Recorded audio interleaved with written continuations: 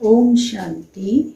बाबा कहते बच्चे, तुम्हें रूहानी कारोबार करना है। रूह समझकर हर कर्म करने से आत्मा निर्विकारी बनती जाती है। प्रश्न है, स्वर्ग का वर्षा लेने और स्वर्ग में उच्च पद पाने का आधार क्या है? 30 तारीख की वाणी है। बाबा कहते बच्चे, तुम्हें उच्च पद की प्राप्ति करनी है तो तुम्हें वर्षा लेना होगा। स्वर्ग का वर्षा अगर लेना है तो तुम्हारी स्थिति क्या होनी चाहिए? ऊंच से ऊंच होनी चाहिए। अच्छी रीति पढ़ाई पढ़ो, योग पर अटेंशन दो, धारणाएं श्रेष्ठ बनाओ, तभी तुम उच्च पद की प्राप्ति कर सकते हो। मीठे बच्चे, तुम्हें अभी रूहानी कारोबार करनी है। रूह समझकर हर कर्म करने से आत्मा निर्विकारी बनती जाती है।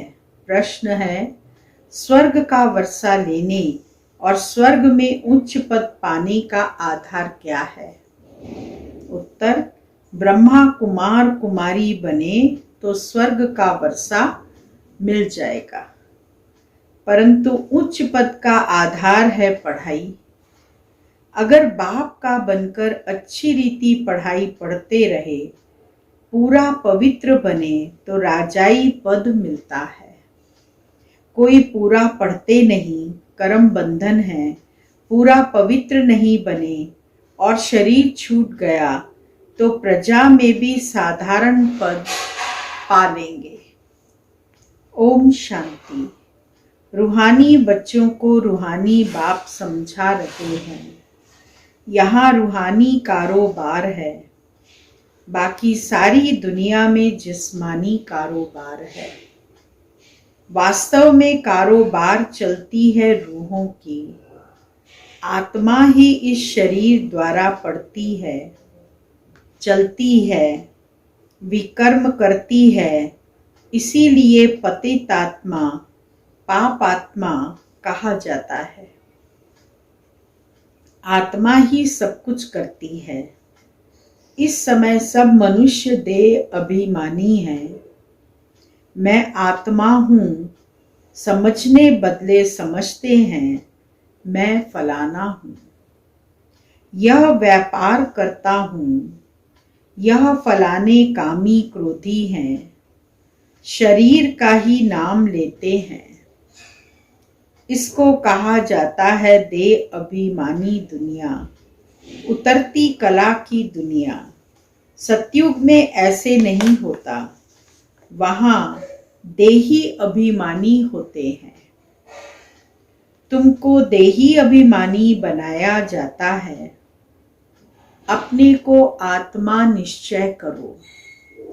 मैं आत्मा यह शरीर रूपी चोला धारण कर पार्ट बजाती हूँ। वह एक्टर्स भी भिन्न भिन्न कपड़ा बदली कर पार्ट बजाते हैं। बाबा कहते हैं, तुम आत्माएं पहले शांति धाम में थी। तुम्हारा घर है शांति धाम। जैसे वह हद का नाटक होता है, यह फिर है बेहद का नाटक। सभी आत्माएं परम धाम से आकर शरीर धारण कर पार्ट बजाती हैं। आत्माओं का असुल घर है परम धाम।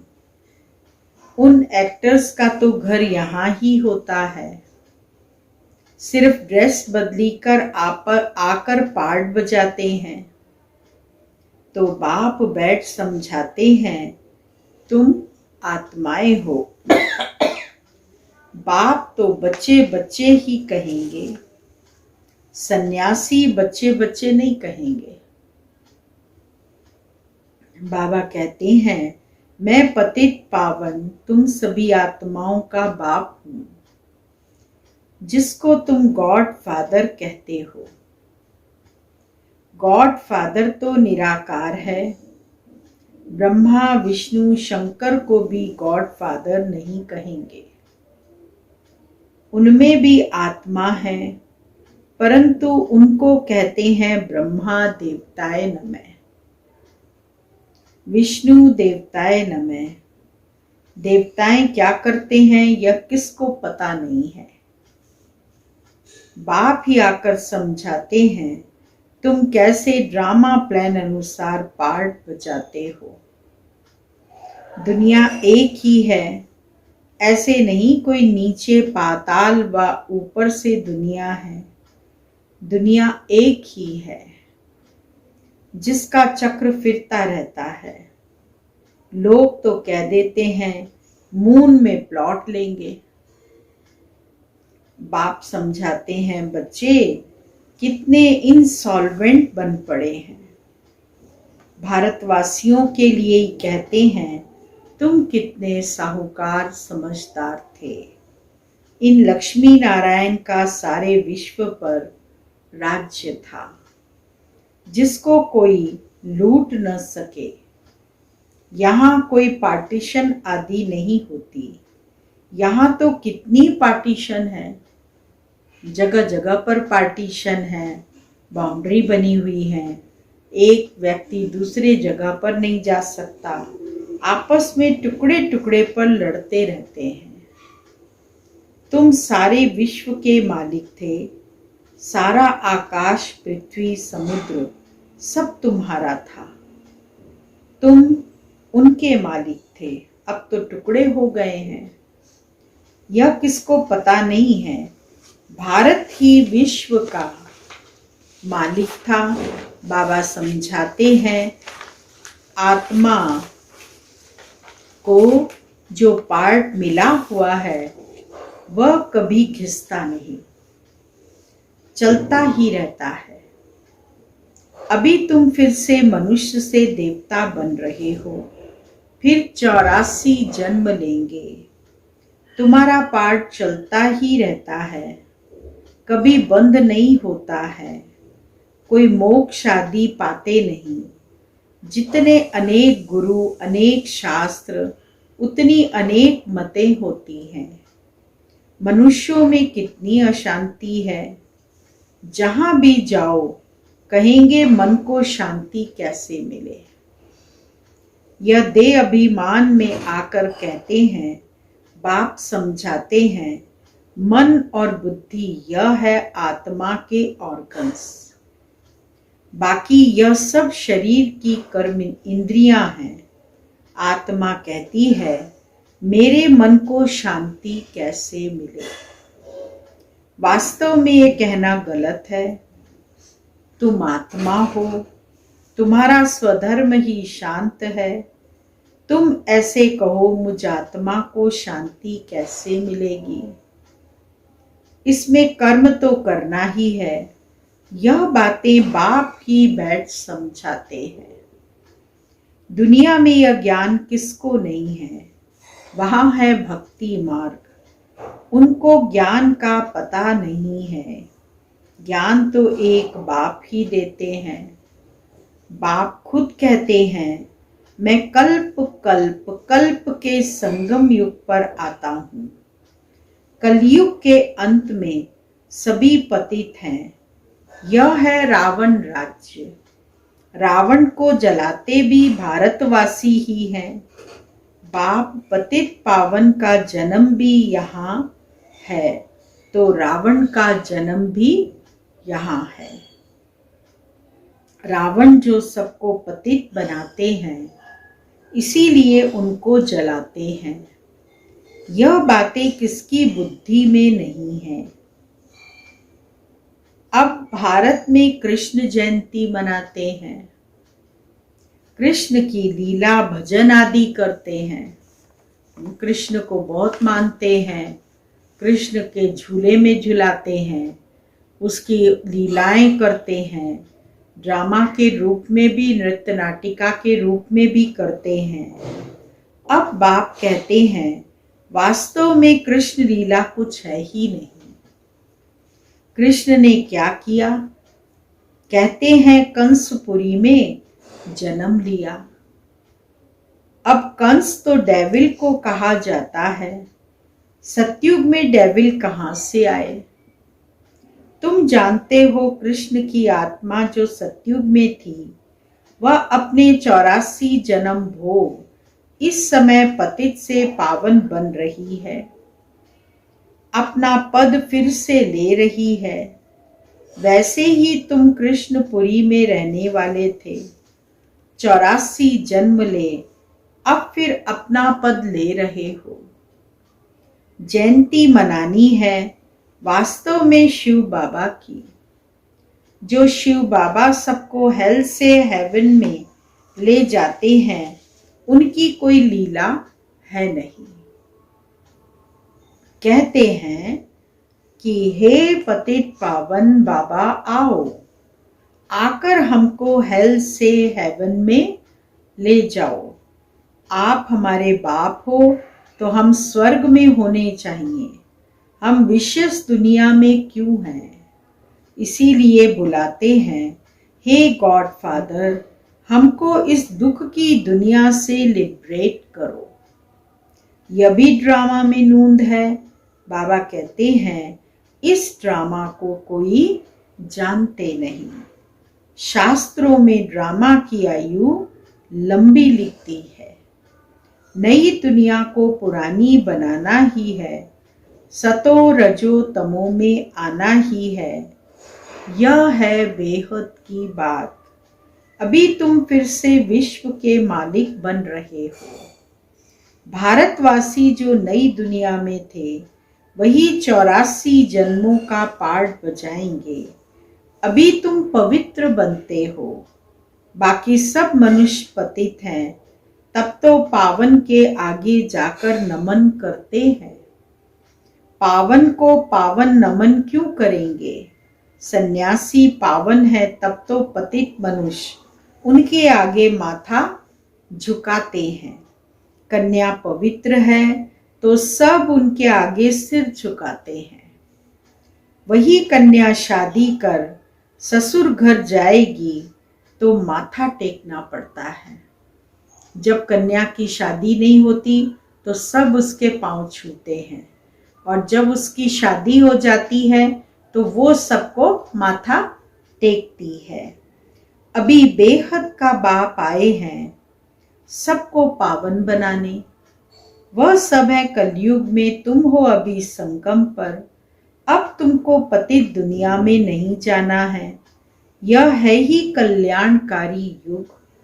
बाप आकर सबका कल्याण करते हैं। तुम अभी कृष्ण जयंती मनाएंगे, नहीं तो लोग समझेंगे यह तो नास्तिक है। नास्तिक वास्तव में उनको कहा जाता है जो अपने बाप को और रचना के आदि मध्यंत को नहीं जानते हैं। इस समय सब निधन के ऑर्फन बन पड़े हैं। घर घर में झगड़ा है, लड़ाई झगड़ा घर घर में है। सब ऑर्फन हो गए हैं, निधन के बन गए हैं। एक दो को मारने में भी देरी नहीं करते। इसीलिए इसको नास्तिकों की दुनिया कहा जाता है। बाप को न जानने वाले तुम हो जानने वाले। अभी तुम समझते हो कि हम पत्थर बुद्धि थे, बाप हमको पारस बुद्धि बना रहे हैं, और कोई तकलीफ की बात नहीं। बाप सिर्फ कहते हैं 1 घंटा पढ़ो, अपने को आत्मा समझ, मुझ बाप को याद करो। शरीर को याद करेंगे तो लौकिक संबंधों की याद आएगी। बाबा कहते शरीर को याद करेंगे तो लौकिक संबंधों की याद आएगी। देही अभिमानी रहेंगे तो मुझ बाप की याद रहेगी। शरीर को याद करेंगे तो लौकिक मित्र संबंधी याद आएंगे, और देही अभिमानी रहेंगे तो बाबा की याद आएगी। यह तो है ही विशेष दुनिया। विषय सागर में गोते खाते रहते हैं। विष्णु को क्षीर सागर में दिखाते हैं। कहते हैं वहां घी की नदियां बहती हैं, यहां तो घासलेट भी नहीं मिलता। फर्क है ना? तो तुम बच्चों को कितनी खुशी होनी चाहिए। बाप ही खेवैया है ना, गाते भी हैं नैया मेरी पार लगाओ। यह सब नैयाएं हैं, खेवैया एक बाप ही है। यह शरीर यहाँ ही छोड़ देंगे, बाकी आत्माओं को पार ले जाएंगे शांति धाम, वहां से फिर भेज देंगे सुख धाम में। परम पिता परमात्मा को ही खेवैया कहा जाता है। बाप की ही महिमा गाते हैं अनेक प्रकार से। अभी तुम पवित्र बन पवित्र दुनिया के मालिक बनते हो। श्री श्री शिव बाबा आए हैं श्रेष्ठ बनाने। खुद भगवान कहते हैं यह भ्रष्टाचारी दुनिया है। अभी तुम परम पिता परमात्मा की श्रीमत पर चल श्रेष्ठाचारी बनते हो। कितनी यह गुप्त रमणीक बातें हैं जो कुछ बच्चों को ही समझ में आती हैं, औरों को समझ में आएंगी ही नहीं। तुम जानते हो कि अभी देवी देवता धर्म का कलम लग रहा है। जो भी देवी देवता धर्म वाले और धर्मों में चले गए हैं वही आकर फिर ब्राह्मण बनेंगे। ब्रह्मा कुमार कुमारी बनने बिगर बाप से स्वर्ग का वर्षा ले नहीं सकते। जब तक ब्रह्मा कुमार कुमारी नहीं बनेंगे तब तक बाबा से स्वर्ग का वर्षा ले नहीं सकते। अभी तुम ब्रह्मा कुमार कुमारी स्वर्ग का वर्षा ले रहे हो। जितना पुरुषार्थ करेंगे कराएंगे उतना उच्च पद पाएंगे। सब तो इतना नहीं कर सकते। पूरा नहीं पढ़ेंगे तो उसका नतीजा क्या होगा? अगर शरीर छूट जाए तो स्वर्ग में आ जाएंगे, परंतु प्रजा में बिल्कुल ही साधारण अगर बाप का बनकर अच्छी रीति पढ़े तो राजाई पद पा सकते हैं। नहीं पढ़ते हैं तो समझेंगे उनकी तकदीर में नहीं है। पवित्र रहेंगे पढ़ेंगे तो उच्च पद पाएंगे। अपवित्र होने से बाप को याद नहीं कर सकेंगे। ऐसे भी बहुत हैं। कर्म बंधन का हिसाब जब छूटे, गाड़ी के दोनों पहिए पवित्र होंगे तो ठीक चलेंगे। दोनों पवित्र रहेंगे तो ज्ञान चिता पर बैठ जाएंगे, नहीं तो खिटपिट होती है। दोनों ज्ञान में चलते हैं तो गाड़ी ठीक चलती है, और अगर दोनों नहीं चलते तो गृहस्थी के दो पहिए, जो गाड़ी है उसके जो दो पहिए हैं, अगर एक पहिया भी नहीं चलेगा तो आपस में खिटपिट होती रहेगी। कई बच्चे कहते हैं बाबा हम तो जानते हैं श्री कृष्ण सतयुग का पहला प्रिंस है, तो क्यों नहीं कुछ मनाने? अच्छा, हम कृष्ण की आत्मा को बुला भी सकते हैं। कृष्ण की आत्मा को भी बुला सकते हैं। संदेशी के तन में कृष्ण की आत्मा बहुत दफे आई है और आकर के उसने खेल पाल किया, रास की, झूला झूला, बहुत ही बचपन की अपनी सीनरी दिखाई, जो सबको पता चला कि सतयुग में बाल रूप में वो क्या क्या करते हैं। आकर खेल पाल करेगी, रास करेगी और क्या करेगी। गोप गोपियां तो यही होते हैं, वहां तो प्रिंस प्रिंसेस आपस में मिलते हैं तो रास करते हैं, सोने की मुरली बजाते हैं। यह सब खेल पाल तुम पिछाड़ी में देखेंगे। यह सब पार्ट चलेंगे। शुरू में दिखाया गया, फिर तुम पुरुषार्थ में लग गए हो, अब फिर पिछाड़ी में साक्षात्कार होना शुरू होगा। कौन कौन किस पद को पाएंगे यह तुम जानते हो। बाप बैठ यह सब राज समझाते हैं, तुमसे पूछते हैं वेदों शास्त्रों को मानते हो? बाबा पूछते हैं बच्चे वेदों शास्त्रों को मानते हो? बोलो हाँ, हम क्यों नहीं मानते। लोग पूछते हैं ना अपने से, तो यही उत्तर देना चाहिए। यह सब भक्ति मार्ग की सामग्री है। इसमें कोई ज्ञान नहीं, ज्ञान देने वाला तो एक है। ज्ञान मिलता है तो भक्ति आपे ही छूट जाती है। जब भक्ति पूरी होती है तो ज्ञान मिलता है।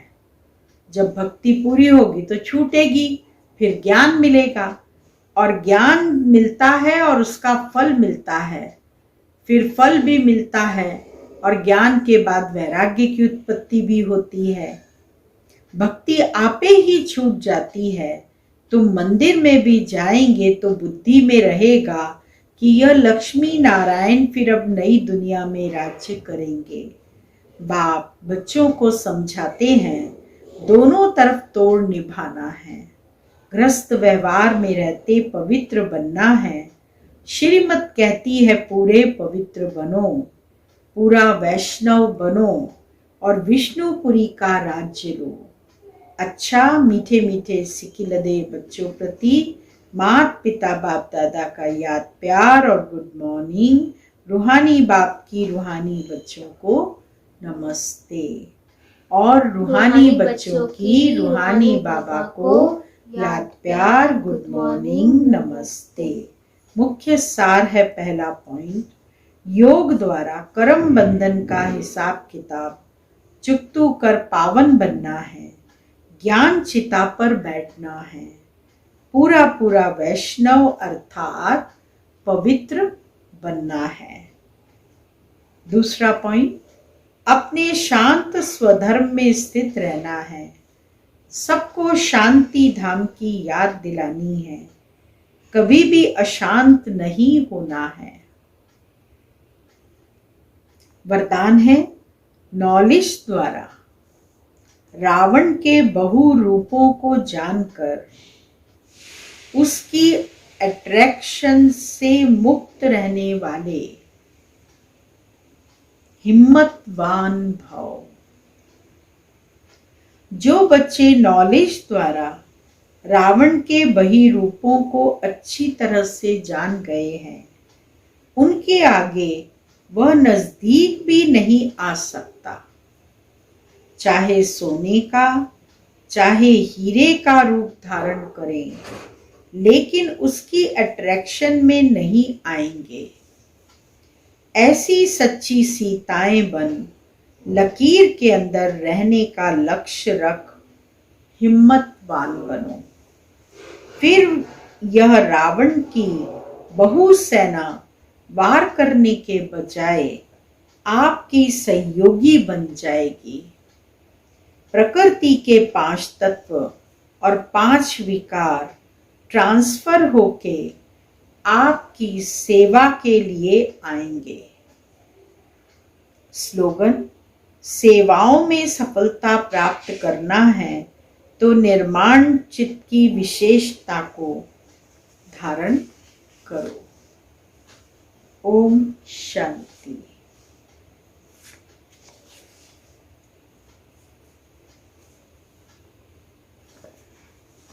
आज का पॉइंट है,